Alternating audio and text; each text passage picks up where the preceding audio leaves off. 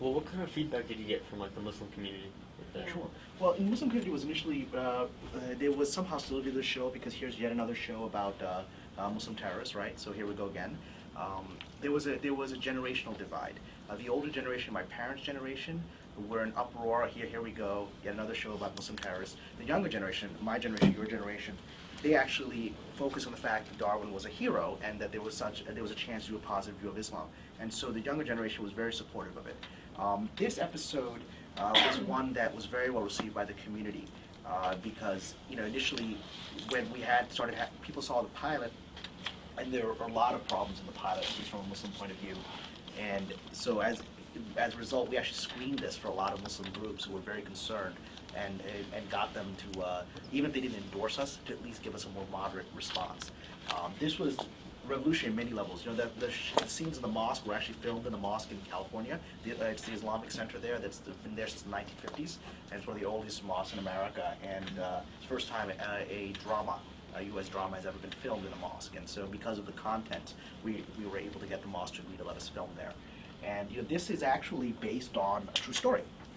The character of Zayd Abdul Malik is based on a real-life person named Judge Mahmoud El-Hittar, who is in Yemen, who is a religious scholar in Yemen, young guy, 30s, 40s, I think, and he has been doing this for the last 4 or 5 years. Actually, right after September 11th he started, he's been going into prisons in Yemen and sitting down with Al-Qaeda captives and saying, okay, you think everything you're doing is backed by God. Well, let's go over the Quran together. And he treats them actually with a great deal of dignity. He says, this torture stuff's not going to work. It's just going to solidify these guys' hatred, right? So what you have to do is sit down and say, let me hear your point of view. Let me see why you think what you're doing is right and why God supports it. And let's talk about it. And then he will do that actual dialogue, what is the greatest jihad, all that stuff that comes out of actual dialogues that he's had with people. And in real life, he's gotten over 300 of these guys apparently reformed and released from prison. And one of the number two head of Al-Qaeda, one of bin Laden's top lieutenants, was assassinated a year and a half ago by one of his own followers who had been deprogrammed by Judge El-Hittar. He told the Yemeni security forces where the guy was, they dropped a bomb on him, and he was killed. So, I mean, what's remarkable about that is that this is a strategy that America has not pursued, but MI6, British intelligence, French intelligence have pursued it. Again, because they have larger Muslim communities there. It's not as foreign to their sense of, Muslims aren't as much the other. In France, 10% of the population is Muslim. Britain, very large percentages. Here, we're still very much the other. And so the American security forces, you first have to convince them that Islam is not an evil religion, that there might actually be something within the religion that could be used to try to get these guys.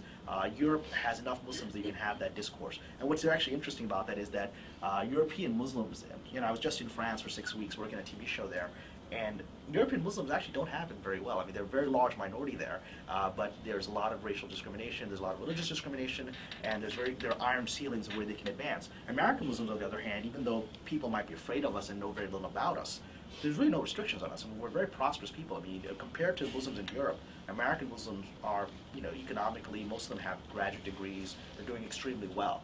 And so that's sort of the dichotomy of America, is that we're freer here and we can be more prosperous here, yet people fear us more here. So that's the strange dichotomy that we're trying to overcome.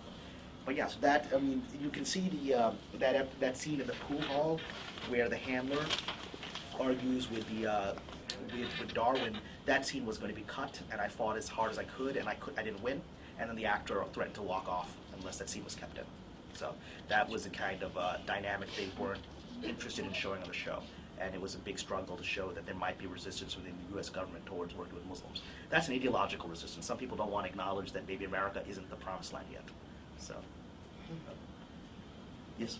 I noticed a kind of juxtaposition between the demeanor and the way the guy from Yemen and the leader of the syndicate kind of communicated to Christian in general, and I was wondering if that was something that was intentionally written in the script, or did you, or the director that directed this? What aspects of the demeanor are you referring to? What did you as see? far as the guy from Yemen kind of communicating directly to the person, having visual or having eye contact and being. Well, I didn't write that in the script that you should have eye contact. That's good acting and good direction.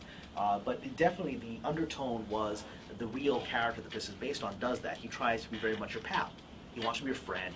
He's a deprogrammer. He sits down and the first thing he does is try to help you, see, well, what do you think? Tell me what you think is true.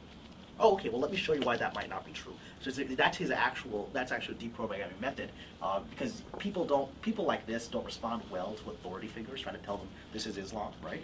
It's more of a palsy relationship, and that's how I wrote it, and that's how they played it. So I mean, as far as undertones, though, was that kind of, were you trying to be symbolic in terms of having this representation of good and evil, where in that sense the Yemen guy is good and he's communicating directly to you and kind of relatable, whereas the guy Which Farrak, the villain, is hierarchical. Is kind of doing it behind your back and not. Well, sure. I mean, that's a fair way to look at it. I don't think I did it intentionally, but I think that's in there. Yeah, absolutely. Yes. Did you find any like personal challenges going from your career in journalism and in law to like script writing, because there's a big disconnect there between the two styles of writing. And I'm just wondering, because you said the script poured out of you, did you always have a desire to tell stories when you were younger? Or? Yeah. I mean, it's interesting because I had coming from an immigrant family, when you tell you after you've worked hard to get a nice law degree and an MBA and all these things, and you're on the nice professional traditional path that an immigrant should be on, then you tell your parents, I think I'm going to quit and go to Hollywood. That's not well received. But my mother actually said she wasn't surprised, because when I was a little kid in our little apartment in Brooklyn, I would walk around and tell her all these long stories and movies I would make up in my head from beginning to end, and it was just the stories would make sense. They'd be good stories, and so I do fundamentally believe whatever you want it to be when you were 5 years old is actually what you're supposed to do with your life. And most of us are running around trying to hide from that part of ourselves. It took me until I was 28 to stop pretending that I wanted to be a lawyer, stop pretending that I wanted to do this. I always wanted to be a storyteller. But it's scary. I mean, Hollywood is an unpredictable path where there's no guarantees, and you have to have a very high level of tolerance for risk, failure, and rejection. It's not easy. There's a reason there are very few Muslims still in Hollywood, because it's frightening. There's no support network. It's not like you have a community that's going to help you. I mean, I'm now flooded with all people always calling me and emailing me, give me advice, Muslim brother, how to get into Hollywood. And it's just like me, that's it. I mean, it's just one guy, right? and so it's a little scary. And it was scarier when I came out here. I just knew that I had to tell that story specifically. It was as if, I came here to specifically tell that episode. That's what it was. It seems to me that Sleeper Cell, and I've only seen a couple episodes, but as a whole, what it's trying to say is that a few bad apples don't spoil the bunch. That's certainly one message. In essence, is trying to show that,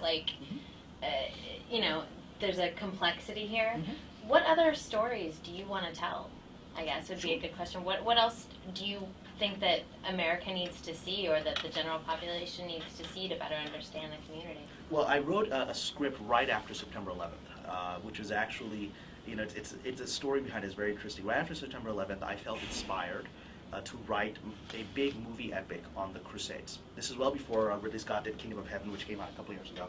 And when I gave it to my agents, and at the time I was sort of an unknown wannabe screenwriter and trying to get my first gig, and the first script I give them is this huge epic. And they're like, can you come back with a teen horror movie? I don't know if you can sell this, right? I mean, who are you to come write big, Charlton Heston, Ten Commandments style epic, which is what I wrote.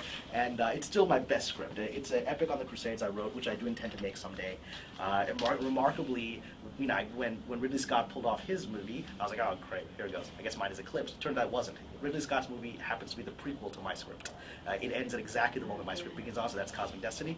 But my story is about Richard the Lionheart, the British king, fighting to regain Jerusalem from Saladin. If you saw Ridley Scott's movie, the ending of the movie is Saladin takes over Jerusalem and the Christians leave, and then Richard the Lionheart says, I'm going to go take it back, right? That's how the movie ends. And my movie is that story, because it's actually a remarkable, true story of how these two sort of archetypal figures of Western civilization and Islam, Richard the Lionheart is from Robin Hood, right? And Saladin was still one of the great Muslim heroes of all time. These two were in this massive conflict, and the overarching tale is how over this horrific conflict and they come to respect each other, which is what happened. And the war actually ended in a truce, neither won.